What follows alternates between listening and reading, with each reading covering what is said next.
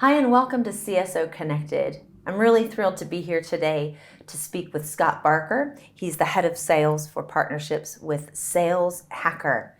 Scott, tell us a little bit more about yourself. Have you always been a sales hacker? What is a sales hacker? What is a sales hacker? That's a good question. I would say yes. I think I always have been a sales hacker. I started selling when I was 18, door to door, in Australia, actually. Golf and spa packages was my first kind of trial at sales. So you took a really hard product to sell. It was so difficult. So everything since then has kind of just been a breeze, I think. But I don't know, I do find this theme in my career where I didn't often do what I was told. I didn't always follow the process. So sometimes it's my VP's nightmare. But I would find little tips and tricks and ways of doing things that's maybe not better, faster, just my way. And it ended up working out for me. I parlayed that experience I got into selling in the travel industry as like an account executive, moved up to management there very quick. And by the age of like 22, I was a GM of the Canadian office. And then from there, transitioned into tech. So made the jump over. My 22-year-old self thought, I'm going to go be a director of sales in the tech industry because I was, running a team of 14 sales and marketing people in the travel industry. But it didn't work like that. They basically said, well, you can get a job as a BDR because you have no tech experience. And so I took that, and it was the best career move I think I've ever done. So I started as a BDR about 5 years ago now in tech, and quickly got a team lead position, moved up to management, built out a key accounts program while managing the team. And then from there, had this opportunity come up with Sales Hacker. And I threw my hat in the ring with about 400 other people and somehow tumbled out the other side, and now been running revenue there ever since. Excellent. Well, we talked a little bit before we came on camera about what is Sales Hacker, and I was really excited to hear about it because it was something that I wasn't as familiar with. So tell us, what is it that Sales Hacker is delivering to the market, and why is it important? Yeah, I think Sales Hacker was born out of this idea that organizations today aren't doing a good enough job enabling their sellers on new best practices and new technology that's coming up, right? You do your yearly SKO, you do your one-on-ones with managers.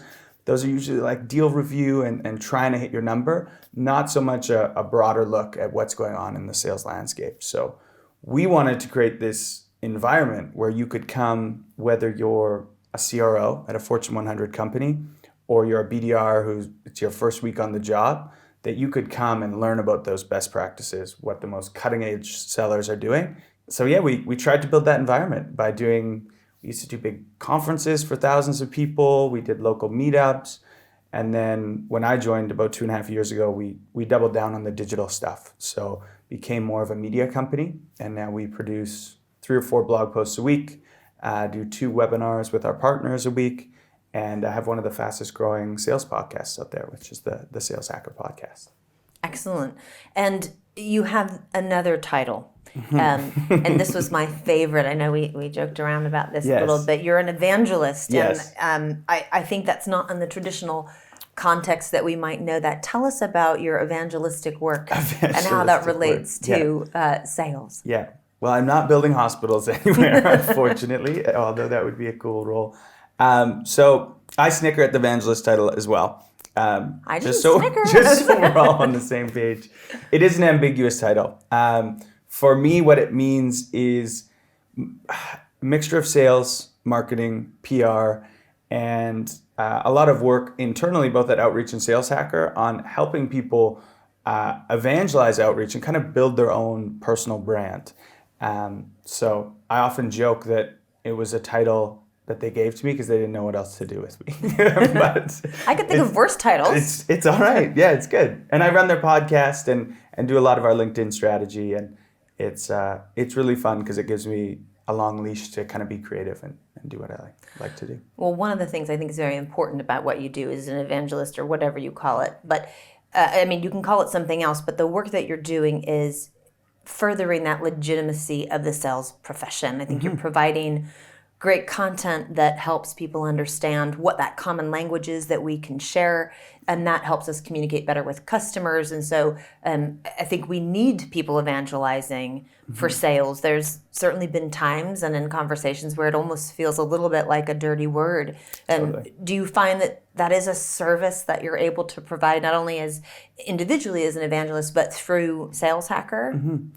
I think so. That's definitely the aim and the goal, is to do that. I know I've been very fortunate in my career that I've loved what I've done for a large portion of it. It wasn't always great. I did the 100 calls a day, paid my dues, knocked on doors, as I mentioned. But sales has allowed me to have a really fulfilling career. And I think it's one of the greatest professions in the world. And anytime we can fight that sort of stigma that has been placed around sales is a really good thing.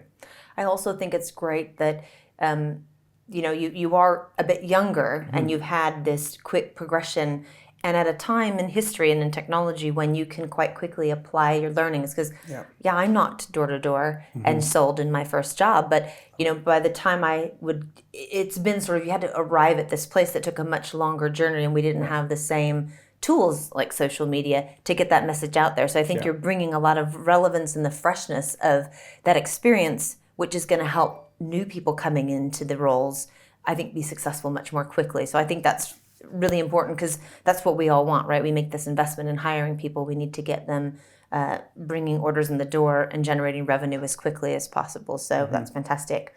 Now, one of the things we want to talk about today are the trends that are happening in sales with a focus on 2020. It's a new year, new decade, and lots of exciting things going on. And I understand that you worked with Max Altschuler. Yes. And you guys produced a report about the 10 trends to watch.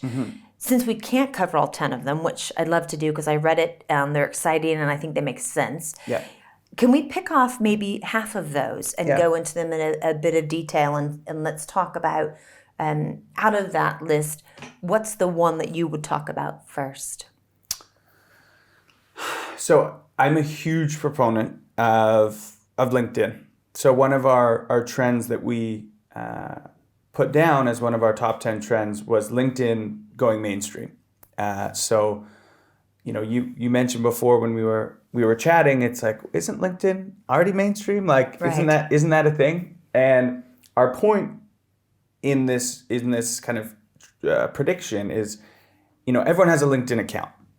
Most people, and at least in the circles that they want a job. If they want a job. But it's now moved away from, an online resume to a community where your buyers, your peers, your prospects are all interacting with each other. Yeah. And so when we say LinkedIn going mainstream, it's becoming a content creator. If you're not comfortable being a creator yet, become a synthesizer of other people's content. If you're not comfortable being a synthesizer, become just an aggregator and go out and find resources like Sales Hacker and share those out. Because people want to see you and they want to understand the way you think. And by sharing content, you can do that. And then, of course, engaging, commenting, listening. It's a great listening tool for your buyers and prospects as well. So I think the interaction part of LinkedIn is going to be mainstream and no longer a choice. It's like, I think it would be as silly this year and from here on out to be like, I just don't do email. Email's not for me. It's just not my thing, right? And people say that now with LinkedIn. They'll be like, yeah, I've got an account, but, it's not really for me. Yeah. And I think it will sound as funny as someone saying, email, nah, I'm good, thanks. Yeah, it's interesting. I wonder if at some point it will almost become something we make time for our employees to do as part of our social advocacy, social selling. Because we can also only ask people to work so much and be online so much. And I think one of the reasons that executives tend to be so limited on LinkedIn, it is just the sheer reality of time. Yeah. But as we find younger folks coming up the ranks, they will be accustomed to spending that time on LinkedIn. So that'll be interesting. Yeah. I think it's also a fascinating tool for research. I recall a couple of years ago, I went in for an interview and did some research on the individual I was meeting with. He was the CEO of a company.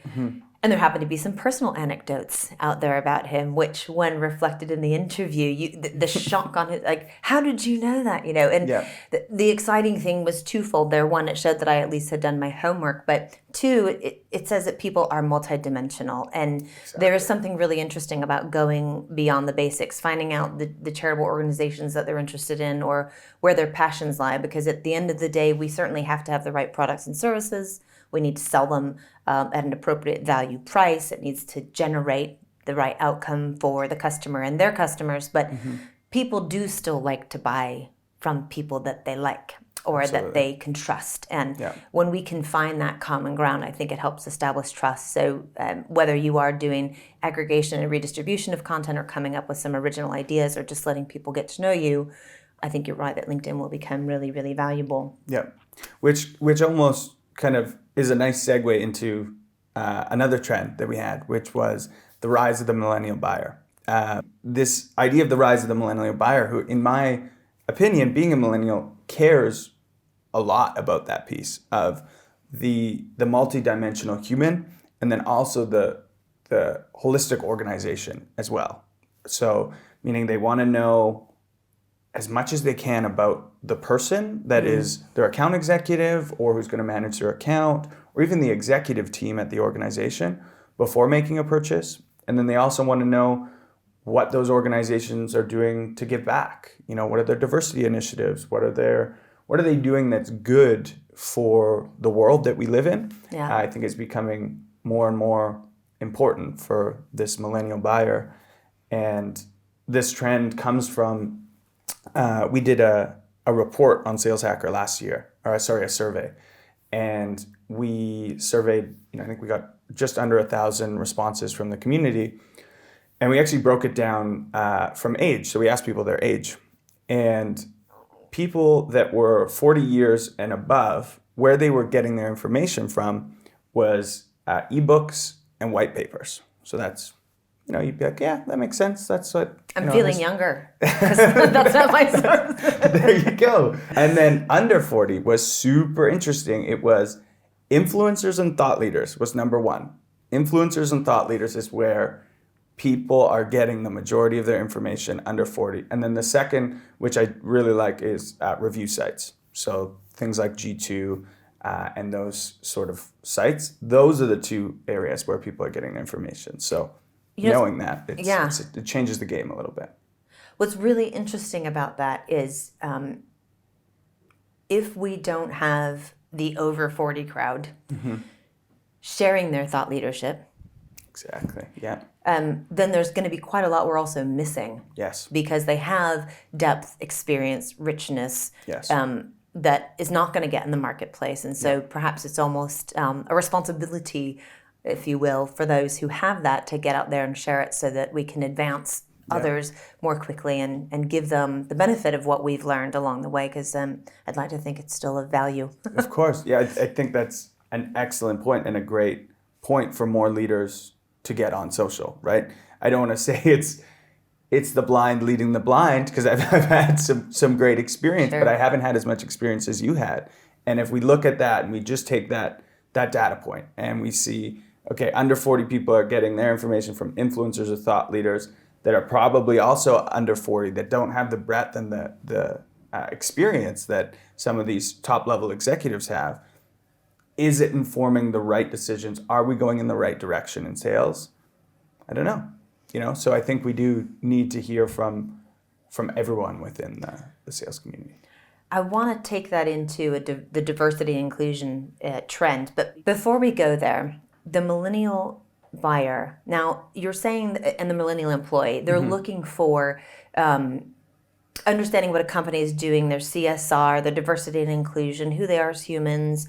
Culture is really important. But there is a reality that the millennial has the fortune of being in the greatest time in business ever, when we have more companies that have started Yeah. in, probably the last 20 years than in all of history, right? And certainly many of them have not continued to succeed.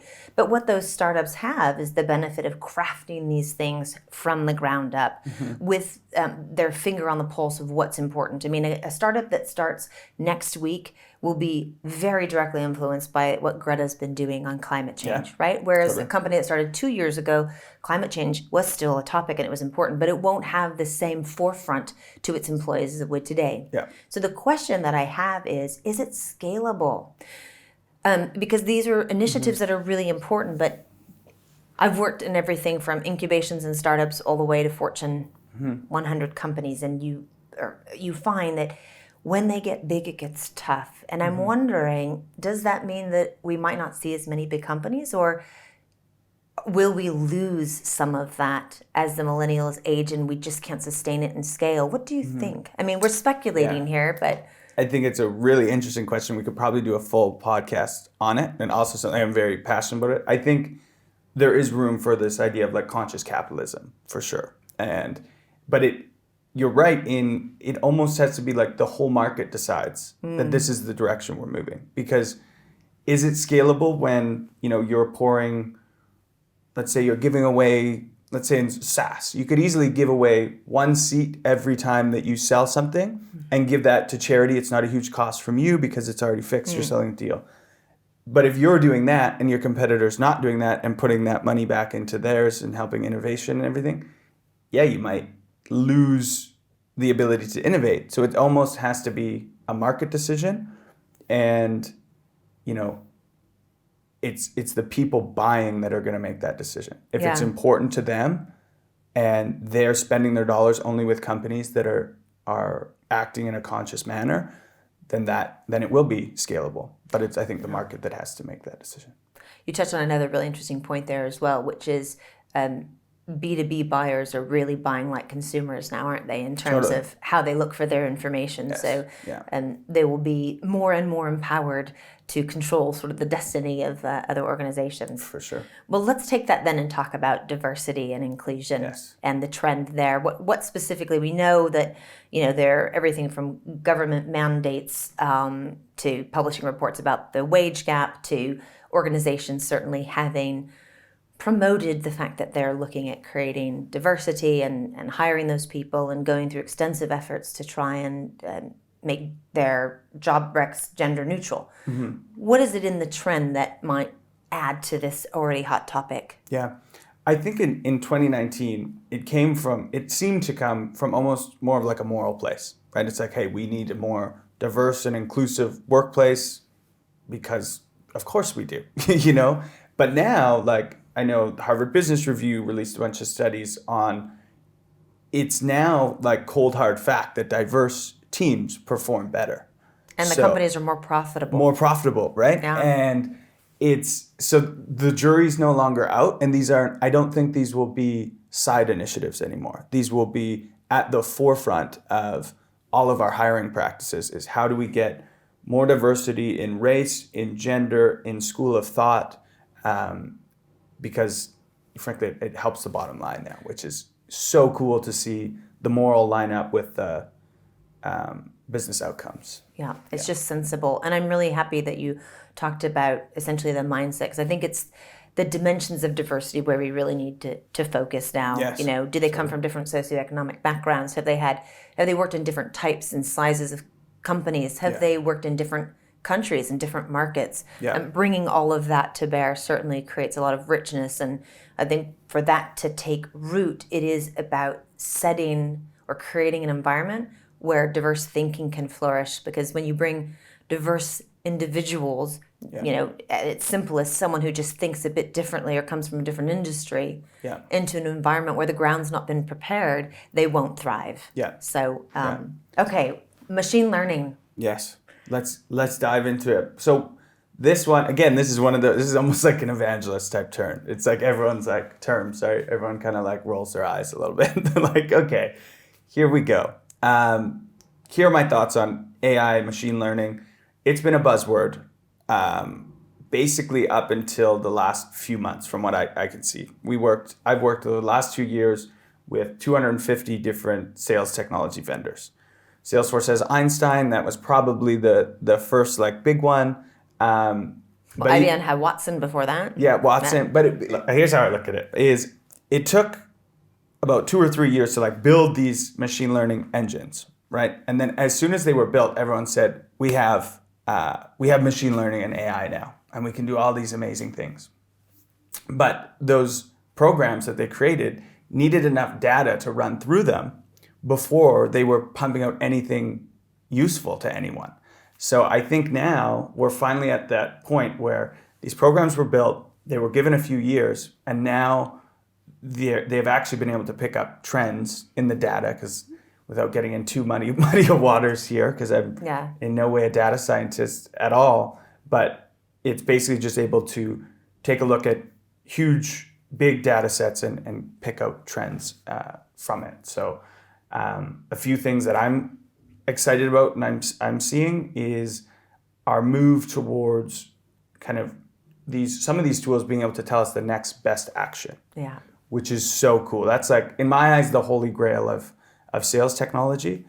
And I know Outreach, not to do a shameless plug, but we just recently released intent reporting or sentiment reporting, sorry. And that means our machine learning can actually read the message that you get back in an email and tell you if it's positive, negative, all these different things. So it helps you kind of take that next best action and speeds up your sales process dramatically. And, you think of managers reporting on that and stuff, and how exciting that comes when it's not just open and reply rates anymore. It's really teasing out exactly what people are responding to and how they're responding. I think is cool. And that's a really good step towards, the holy grail that I mentioned. Yeah, I think hopefully those seeing that trend will get the opportunity to get more budget to support data becoming insight, becoming something that we learn from. Because I think that's one of the biggest challenges is it still remains a very BI function that we're looking back, as opposed to doing some predictions and looking at those next best efforts, sentiment analysis. What are the right products that we should be offering to this particular customer for this reason, different to another customer. So that is really exciting that it's actually got legs now, or we might see some good legs. fruit. I think we've got like a leg now. A leg. we're hopping around. Yeah. Excellent. So I think the only one that we talked about touching on, and we covered, was the SDRs. Mm-hmm. So sales development controversial reps. Topic. I know. Well, there's the definite. Let's redefine what we mean when we talk about SDRs, and then the move to marketing. And I was honest with you. I said that when I first read that, I was, the natural sales. We want to keep everything, don't we? I mean, I admit I love having it all in my world. So my initial reaction was, why would that move to marketing? But the more that I thought about the tightened up definition of, if sales development reps are really there for the lead qualification process, who would I rather have own that responsibility than the people that I've been complaining are not giving me great leads? Talk to me a bit more about that trend. Yeah. So I've been lucky that I've been part of 2 different organizations that one rolled up to, as a BDR, rolled up to sales. And then as a BDR manager, I rolled up to marketing. So I kind of saw both. And a few points I have on that one. I think actually still for the individual, like the BDR themselves, it's better for them to roll into sales, because typically they'll get a closer relationship with their AE. They learn more from them. If their track is to go into sales, of course. They get a closer access to the VP of sales, the director. So I think for their track, sometimes it's better for the individual. I do believe that rolling up to marketing is better for the entire organization, mainly for the reason that it helps with sales and marketing alignment, big time. And then number 2 is it helps with the flow of information. So when they sit in sales, there's kind of, I look at this loop that's a lot bigger. The marketing team has to go into the sales engagement tool, has to go into the CRM, pick out all this data, and then it can maybe inform their messaging and inform what channel they're going to reach out, whatever they choose to do with the data. Versus when you sit right in marketing, the iteration or the circle just becomes smaller, because they're sitting in on marketing meetings. They're getting access to, the marketing team. They're checking in daily, and they can literally get off a call and be like, hey, I just tried this line. It really worked. And you might have a content person right beside them and say, hey, let's try a campaign, or let's change our ad roll, or whatever it is. So that's my thoughts on rolling up to marketing. I think it just makes sense. Like you said, if the definition is qualifying those leads to become a sales accepted lead, then that's when sales should kick in, once it's a sales accepted lead. Well, what I think you described there is agile and sales. I think Fail so. fast, right? I think so. That was awesome. I think so. Yeah. Excellent. Well, I know that outside of this trend report, and I would really encourage everyone listening to make sure that you read it, because the other 5 are just as important. We just plucked some out for the sense of time. But there are some other reports and things that you have been working from and pulling predictions from. With that in mind, what do you think the number one thing is that people need to be bearing in mind as a modern seller? Yeah. Loaded question a little bit. There is no silver bullets, it's for sure. It's so much more fun today to ask the question than answer it. Yeah. There is no silver bullet, so that's number one. You got to put in the work through a lot of different facets. Again, I'll stress the importance of LinkedIn and personal branding, and then go even broader than that. And I'm going to share one of my favorite quotes right now from Naval Ravikant, who's the CEO of AngelList, also an amazing speaker. You should follow him on Twitter. And he says you can escape competition in today's world through authenticity. And I truly believe that. And I think if you're an AE, you're a manager, you're a director, whatever it is, if you want job security for life, go out and bring your most authentic self and showcase that authentic self, because it sounds cliche, but no one can be you.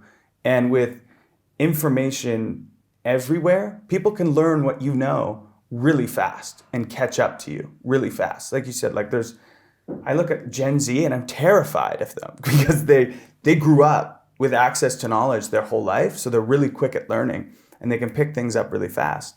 So the way you escape competition, whether you're a company or an individual, is being as authentic as possible and showing the market that. It's probably, in my opinion, the most important leadership quality you can have. Totally. Today, it's difficult to get loyal employees for a variety of reasons. It's often we make more money when we leave, people aren't getting the promotion opportunities, a variety of reasons. But, the saying is people leave jobs, they don't leave bosses that they love, do they? So I think one of the things that we need to do is be authentic. And that means, being humble, being real, being approachable. And LinkedIn, the trend that you talked about earlier, and putting yourself out there is a way to sort of create some of that transparency, show your personality, the things that you care about, what you find important. And not just professionally, but I think personally as well. I know there's a bit of a concern about LinkedIn being a Facebook. You see people get shamed on LinkedIn on occasion, but there is some space for sharing a more personal side. Totally. And certainly if I was buying something, I would be much more interested in someone selling to me that seemed quite authentic than someone who wasn't. So I think we'll end on one last question. All right, let's do it. And it's not meant as a gotcha, so hopefully it's not. But sales tech, it has been booming for a while, but I think particularly in the sales enablement space, it's just gone crazy. It has. Everybody claims that they can save you time, they can drive better results, that they're using better information. For our CRO audience out there listening, and our CSOs, what is it that they need to really bear in mind when trying to separate the good from all of the noise? What kind of pearls of wisdom can you give them? Yeah, it's a tough question because sales tech has exploded, right? Where MarTech was, let's say 6 years ago, where there was, everyone's seen that ridiculous map where there's thousands and thousands and thousands of options, and now all these companies are having competing functionality. And like you said, if you go to 10 sales tech websites, the 3 bullet points they're going to hit on are all going to be pretty similar. So I think we got tool drunk over the past little while, and people went out and they bought some fancy, shiny new things. And I think 2020 will be the year where kind of consolidation happens in the market, and then also within organizations. People are going to kind of be much more wary on bringing new functionality because they haven't been using the tech to its greatest ability that they have already. So when I would look at partnering with a sales tech company, that's what I would look at it as a partnership. This is not me purchasing a tool that's going to help my team. I'm partnering with this company because they are able to see the market. They're able to see where sales is going better than we can because we're not in that space. And so I would look at their thought leadership, the things that and are they pushing the boundaries of what sales can do? And are they, the market leader in innovation? And if they're not doing things that are pushing those boundaries, then I would rethink it. And enablement is where you're going to live and die because you can have the world's best tool, but if you don't know how to use it, your reps don't know how to use it, or only your admin knows how to use it, then it's going to be useless. So look at them as partnerships, not as purchasing decisions. Excellent. Well, it's been such a pleasure speaking with you today. Thank you. Lots of practical stuff that we can take away and apply in our roles to help our organizations, accelerate growth and achieve our revenue targets. So thank you for spending time with us today. Thank you for having me. That was a lot of fun. You bet.